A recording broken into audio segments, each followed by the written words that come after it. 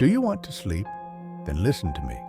Turn off the lights, close the windows, now close them and listen to you. Finally, I will make a request to you. Put down your phone and listen to my voice. Listen clearly. I will now tell you a story that will make you sleepy. Close your eyes and listen carefully to my words. Shadows of Forgotten Worlds. Long before the rise of mighty empires, before Rome carved its roads, before Egypt raised its pyramids, and before Greece whispered its first myths, the world was already old. Across continents now silent, entire civilizations once thrived, brilliant, complex, and astonishingly advanced. Their cities glowed with firelight, their ships crossed strange seas, and their people told stories now lost to drifting sand and rising tides. But tonight, you and I stand at the edge of time, listening. Because some civilizations did not fade, they vanished. No trace of their kings, no explanation for their disappearance, only ruins, only legends, only the faintest footprints beneath centuries of earth.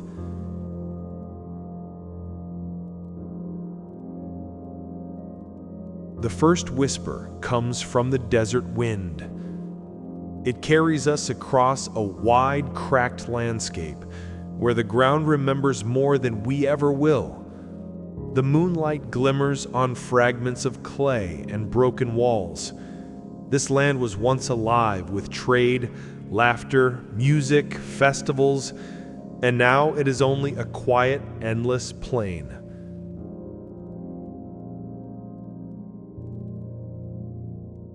A lizard scurries over ancient bricks older than most religions.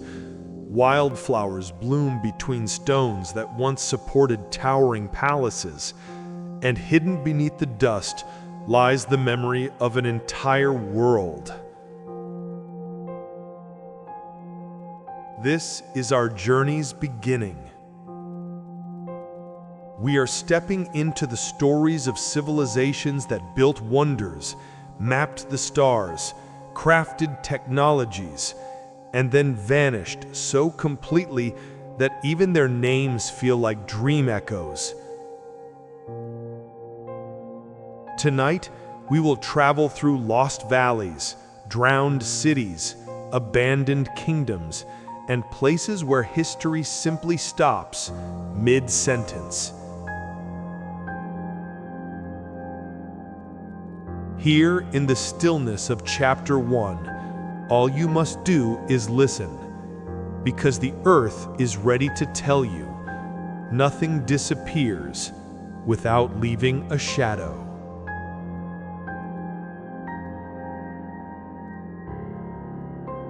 And in the chapters ahead, we will follow those shadows, one lost civilization at a time, into the deep silence of the ancient world.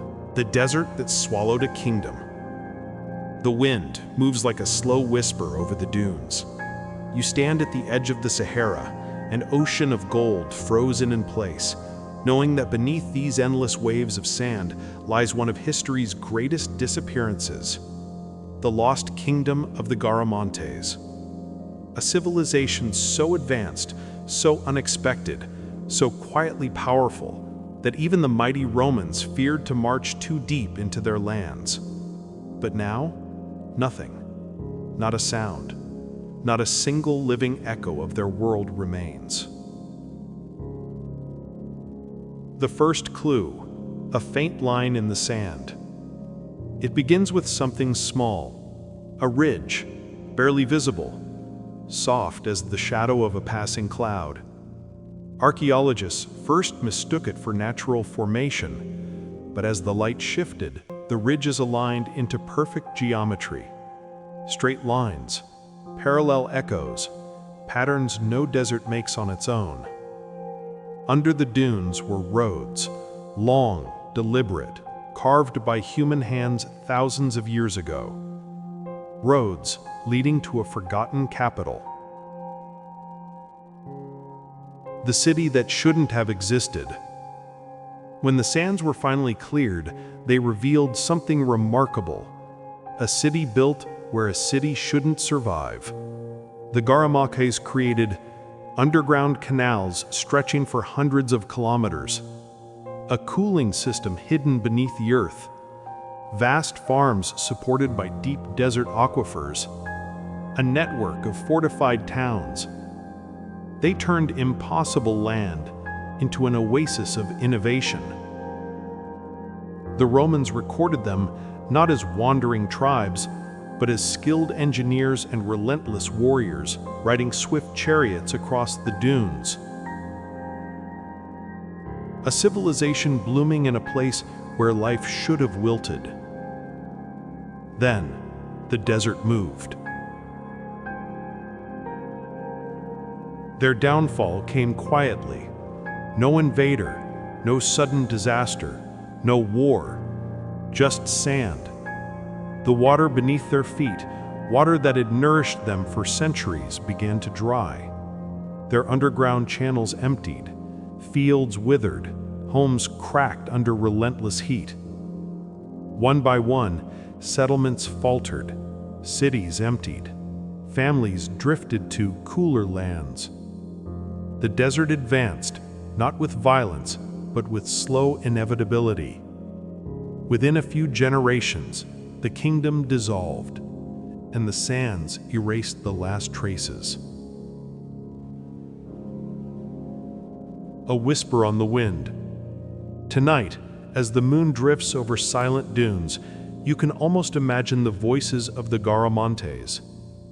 Children laughing in shaded courtyards, water moving softly through hidden channels, the distant rumble of chariots on sand. All of it vanished. All of it waiting for someone to brush the desert aside and reveal what remains. The silence of Nabta Playa. Long before the first pyramid lifted its shadow across the sands of Egypt, before pharaohs ruled, before scribes wrote on papyrus, before anyone imagined a civilization could rise from the desert, there was Nabta Playa, a place so ancient that even the earliest Egyptians considered it old. Tonight, the wind moves softly over the empty basin, brushing across stones that have not been touched by human hands for thousands of years. If you listen carefully, you can almost hear something beneath the silence, a faint memory of a world long gone. A desert that wasn't always a desert. Imagine this land 9,000 years ago. Not sand, not sun-baked emptiness, but a place alive with tall grass swaying in warm rains, herds of cattle moving slowly through shallow lakes, families gathering around fires under the stars. It was one of humanity's earliest ceremonial centers, older than Stonehenge, older than almost every monument we know. But the people who lived here left no written records, no stories carved in stone, no names for us to remember. Only clues.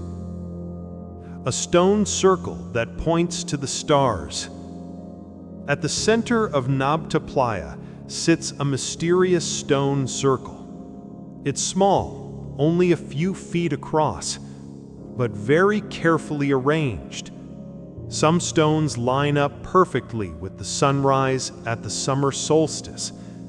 Others point toward the stars that marked the incoming rainy season. It is a calendar, a cosmic clock, and perhaps something more.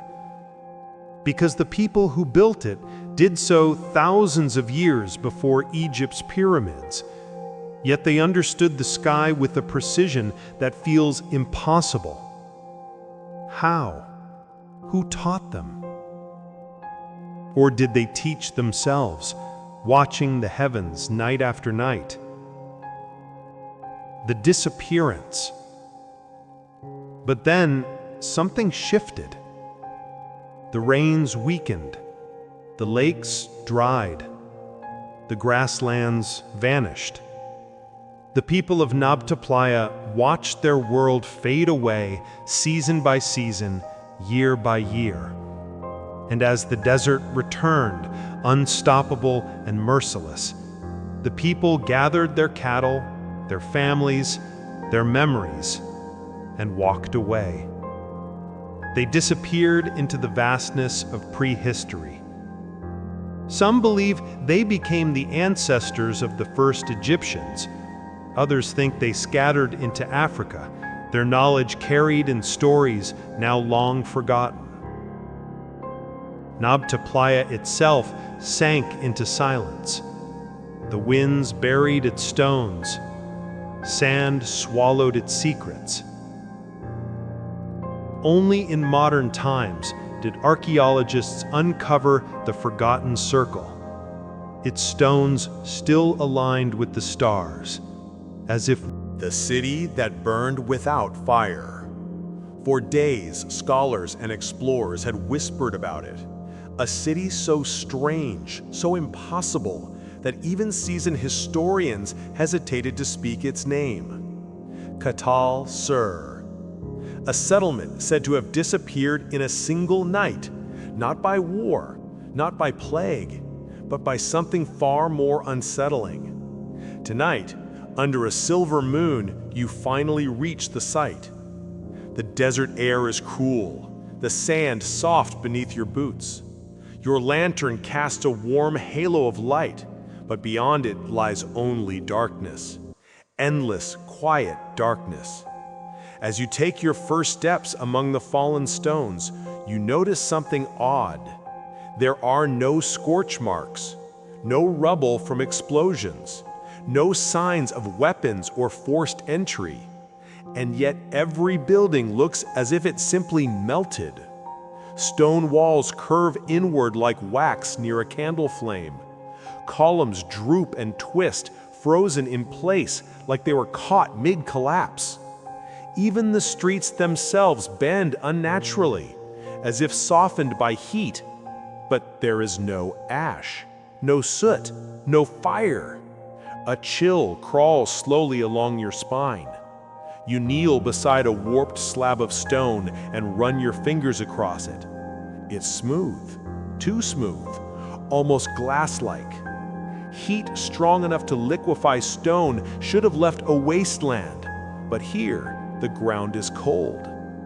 Ancient legends said Katal Sur thrived overnight, becoming powerful and wealthy within a single generation.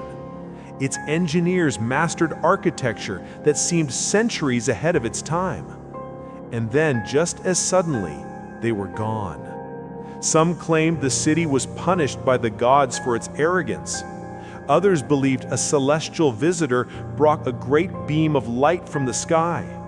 A few whispered of a forgotten weapon, something the world has chosen to bury in silence. You walk deeper into the ruins. The wind picks up, soft and steady, brushing away the sand to reveal a perfectly circular depression in the ground, a crater almost surgical in shape. Your lantern flickers, not from wind, from something else. A low hum rises, faint but present, as if the stones themselves are vibrating with a memory they wish they could forget. You swallow hard. For the first time tonight, you feel truly small. What could do this? What could erase an entire civilization in a moment, leaving only warped buildings and cold, melted stone? You take a step toward the center of the crater, and you hear something behind you. A footstep, soft, careful, not human. You freeze. The desert seems to hold its breath. Then, slowly, you turn around. But the chapter ends here. The Forgotten Kingdom. beneath the sand. The desert wind moved like a slow whisper as the sun dipped behind the dunes, turning the world to gold. Far beneath those rolling sands lay a kingdom that once glittered brighter than any empire around it. Yet today, barely a fragment of its name survives. Archaeologists call it simply the sand-buried realm. No one knows what its people called themselves. No one knows what language filled its markets. And no one understands how a civilization capable of engineering stone palaces and star-aligned sanctuaries simply ceased. But the desert remembers. Wind-carved walls beneath the surface tell stories of a people who worshipped starlight. Their temples were designed so that once a year, on a single perfect night, the moonbeam would travel through carved channels of rock and ignite the chamber in shimmering silver. It was not a kingdom of war. It was a kingdom of watchers, of wanderers, of sky readers. And then it disappeared. One theory says drought choked it out. Another says invaders swept in and erased its name. And another, more mysterious, whispers that the people themselves walked willingly into the desert, abandoning their stone homes as though following a silent celestial command. When explorers first found the ruins, they found bowls still arranged on tables, tools still hanging on hooks, jewelry lying beside beds. It was as if the entire population stood up mid-sentence and marched into the dunes. And though no bodies were ever discovered, strange footprints, preserved far deeper in the sand than they should be, were found leading away from the ruined city, stretching into the horizon until the trail simply ended.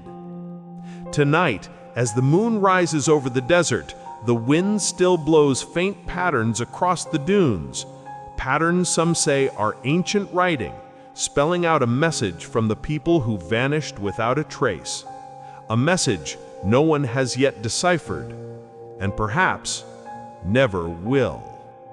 The whispers beneath Teotihuacan.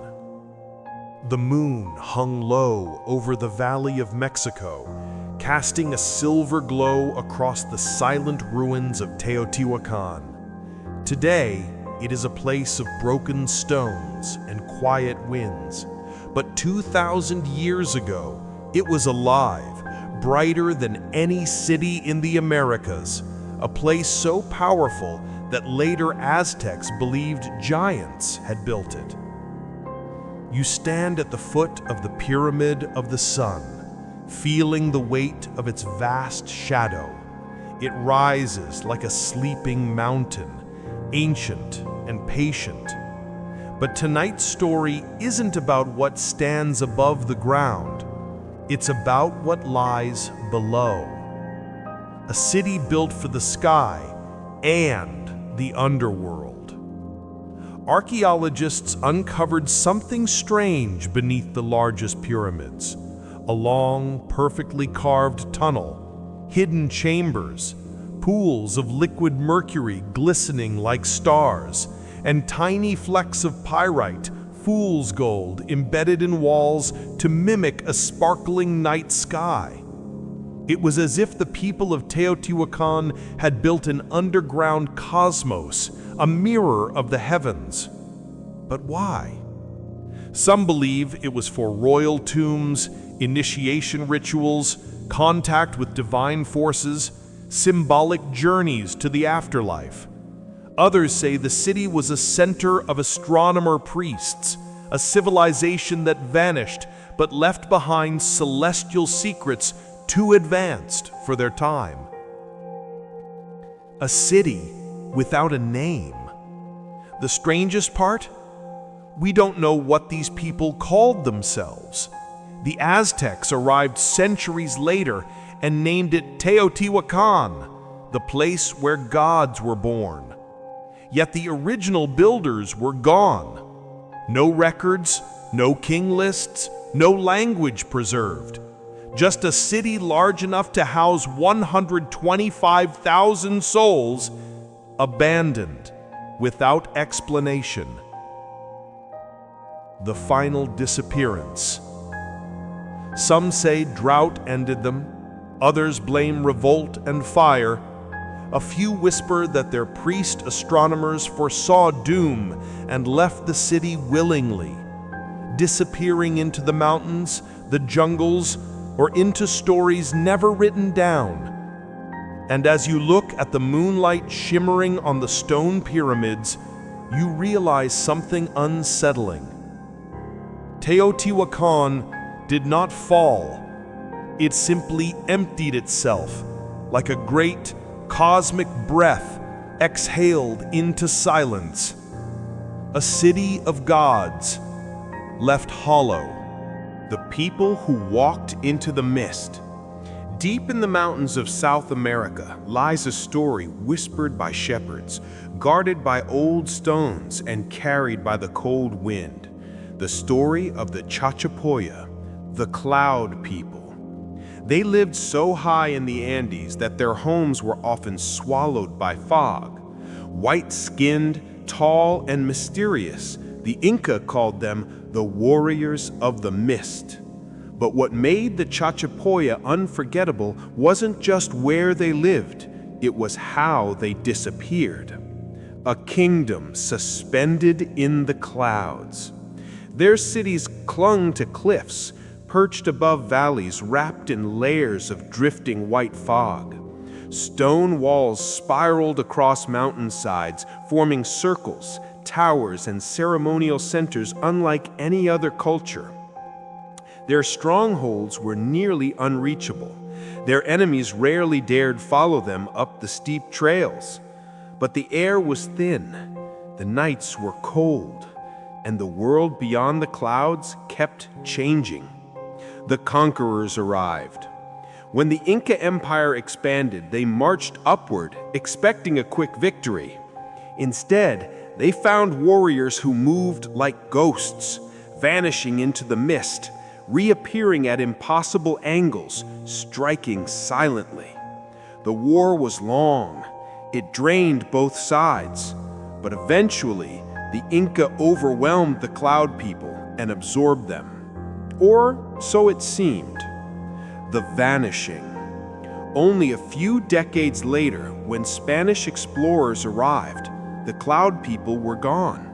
Their homes empty, their stone cities silent, their trails disappearing beneath moss and vines. The Inca vaguely explained, they went back into the mountains, into the clouds. Some believe disease wiped them out. Others claim they fled deeper into uncharted valleys. Local legends say they simply walked into the mist and did not return, as if the clouds they worshipped finally came to claim them. What remains? Today, only their ruins remain. Culap, a massive stone fortress larger than Machu Picchu. Cliff tombs perched on sheer rock faces. Mummies still wrapped in their ancient woven cloth. Carved faces staring outward from cliffside walls. Scientists search, measure, and excavate, yet the Chachapoya remain hidden in their haze, a civilization swallowed by the sky itself. And somewhere in those mountains, shepherds still point toward drifting white clouds and whisper, they're up there, watching. The last echoes of forgotten worlds. Night has settled across the ruins. Wind sighs through broken stones that once held the weight of kings, astronomers, healers, and dreamers. As you step deeper into the darkened remains of the ancient world, you feel something strange. Not fear, not sadness, but a quiet presence, as though the past is trying to speak. Your torch flickers. Shadows move along walls carved by hands thousands of years gone. And then you hear it. Not a voice, not a word, but a memory, a whisper carried on dust, a reminder that every civilization leaves behind more than bones and pottery. They leave echoes, echoes that tell us who they were, what they loved, what they feared, and what they hoped the future, your time, would remember. You pass the silent streets of Çatalhöyük, where families once painted their walls with scenes of life and death. Now the murals crumble softly, as if exhaling their last stories. You feel the empty temples of Nabda Playa, where early astronomers watched the sky with a patience modern people no longer understand. You sense the quiet pride of the Aksumite kingdom, whose stelae still stand like stone guardians, refusing to fall even when their empire did. And beneath everything, beneath soil, beneath time, beneath silence, you hear the same echo from every vanished place. We were here. We mattered. Remember us. You move onward, through an archway half swallowed by vines. Ahead stretches a dark valley, the final path of your journey.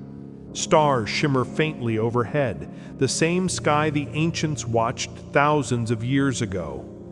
A soft chill settles across your shoulders. Not threatening, not unkind, just ancient. As though the world wants you to understand something before this chapter closes. Civilizations do not truly vanish, not completely. Their knowledge becomes your knowledge. Their mistakes become your warnings. Their dreams become the foundations you stand on. You pause at the edge of the valley. The wind grows still. The night holds its breath. And for a heartbeat, you feel surrounded, not by ghosts, but by humanity itself. Millions of lives, long gone, yet somehow eternal. The last echo reaches you then, gentle as a lullaby. What survives is what is remembered. Your torch fades. The chapter ends, and the darkness welcomes you like an old friend. The desert that whispers back. Night settles over the endless dunes like a velvet curtain, soft and star-soaked. Your caravan has stopped for the evening, and the desert air cools just enough for breath to rise in gentle clouds. The sand is so still it looks frozen in time, an ocean of gold turned to silence. Your guide, the old desert wanderer named Rasim, taps the sand beside you. This, he says quietly, is where the lost city of Ubar is said to sleep. You listen. At first, there is nothing but the low hum of the wind. But then, faintly, the dunes shift, and you could swear something beneath them shifts back.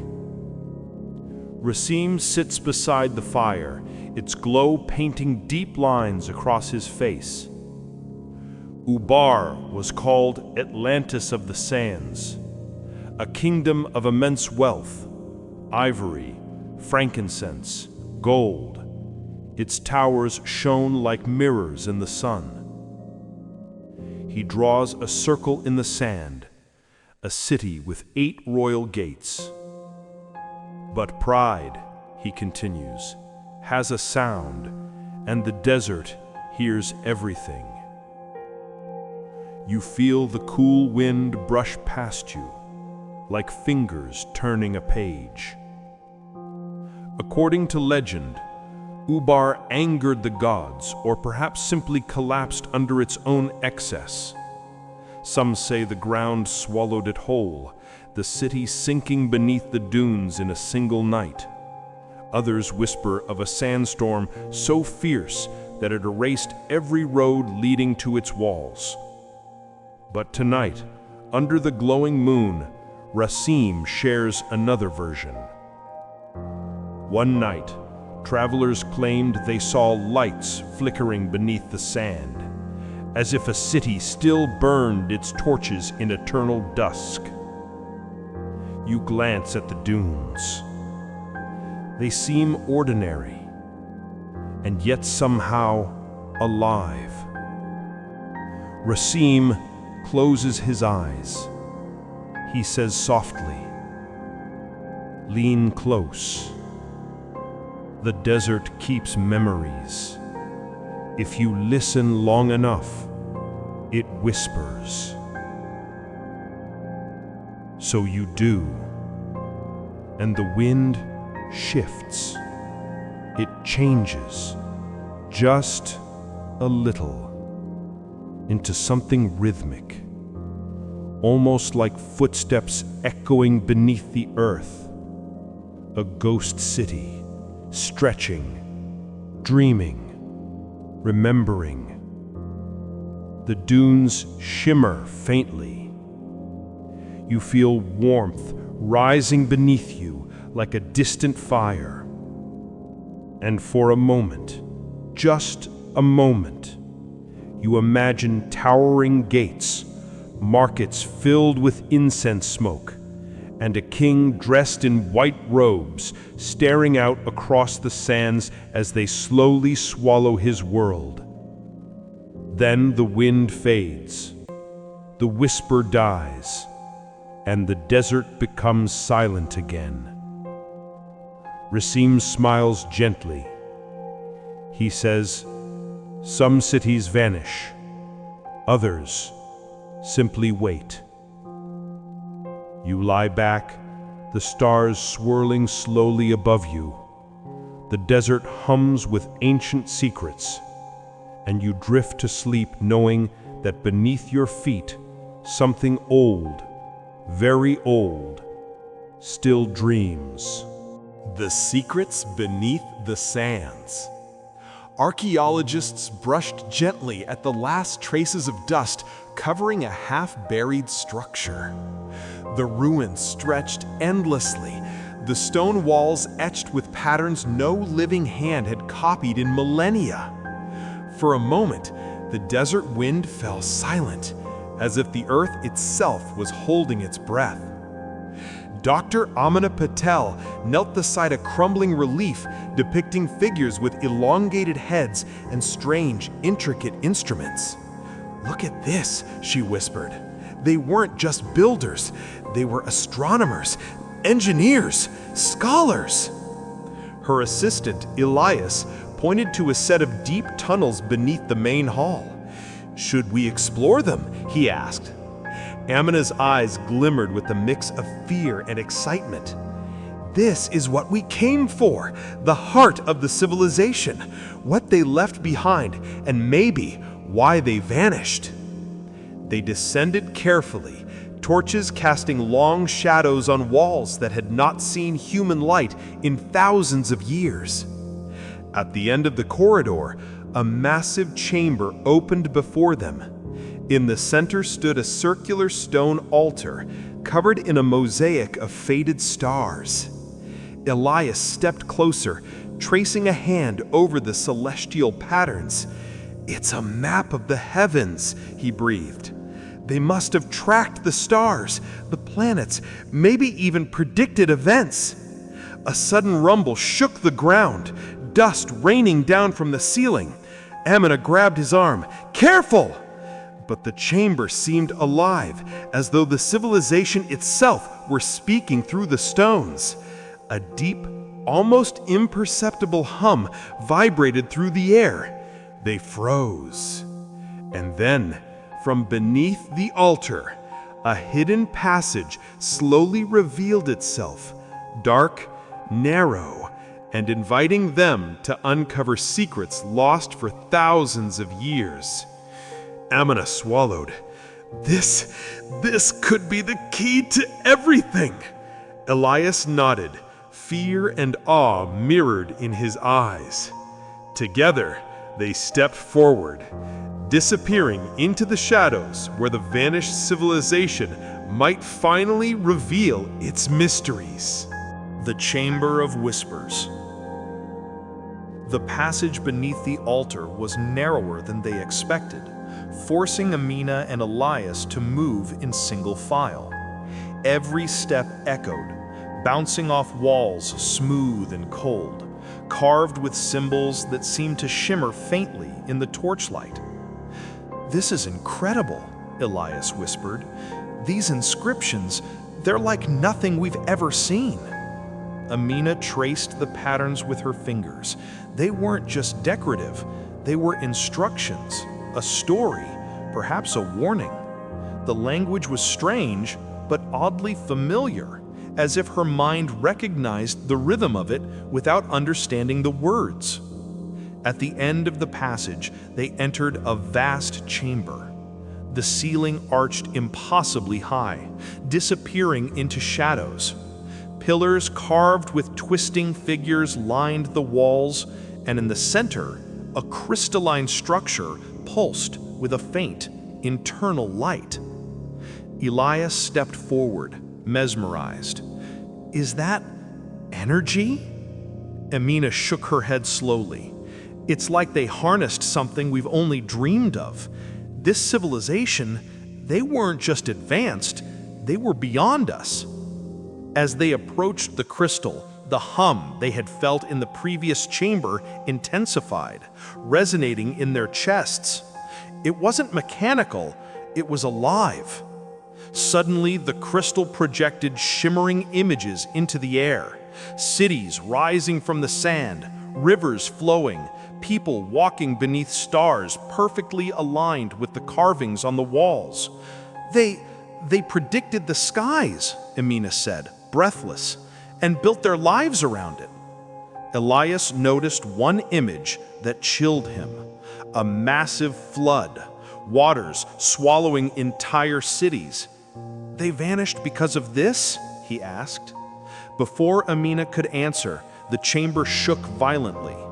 Dust fell from the ceiling, and a deep, resonant voice, ancient, echoing, impossible, filled the room.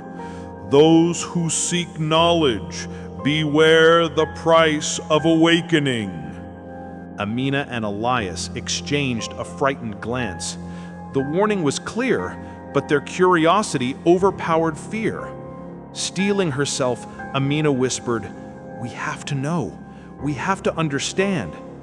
The crystal pulsed brighter, and the walls around them began to shift, revealing more passages, more secrets, as if the chamber itself wanted to show them everything that had been lost. And somewhere deep within the stone, the whispers of the vanished civilization grew louder, guiding them further into the unknown. The Codex of Eternity. The glowing tablet pulsed beneath Amina's hands as though alive. Symbols shifted, forming images that hovered in the air, entire cities rising and falling, rivers carving valleys, and people living in harmony with knowledge that seemed impossibly advanced. Elias leaned closer, eyes wide. This isn't just history, it's a codex, a guide." Amina traced the patterns. "Look at this. They recorded everything about the world. The stars, the oceans, even patterns of climate. They knew catastrophes were coming long before they happened." Suddenly, the ground trembled beneath their feet. A faint hum rose from the walls and floor, resonating in their chests. The civilization, it wasn't destroyed by nature alone, Amina whispered. They had technology, knowledge, but something forced them to vanish. The tablet projected a new sequence: massive migrations, enormous structures abandoned overnight, and strange symbols marking places on the map that glowed ominously. "They foresaw their end," Elias said, his voice trembling. "They left this for anyone who could survive and understand." Amina felt a shiver. It's like a warning, not just a record, but a message to us. The holographic figure from before appeared again, more vivid this time, its form flickering as if struggling to maintain shape. Knowledge carries responsibility. The past will guide the future, but only those who listen will endure. Misuse it, and you will repeat the mistakes we could not escape. Amina and Elias exchanged a look of awe and fear. The gravity of what they had discovered pressed down on them. Elias pointed to the tablet again.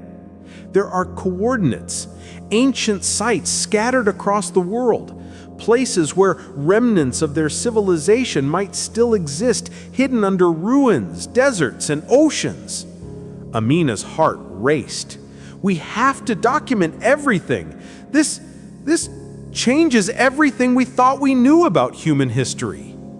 The chamber pulsed once more, the light from the tablet bathing the walls in patterns of knowledge. Outside, the desert wind picked up, as if responding to their discovery, carrying whispers of the vanished civilization across the sands.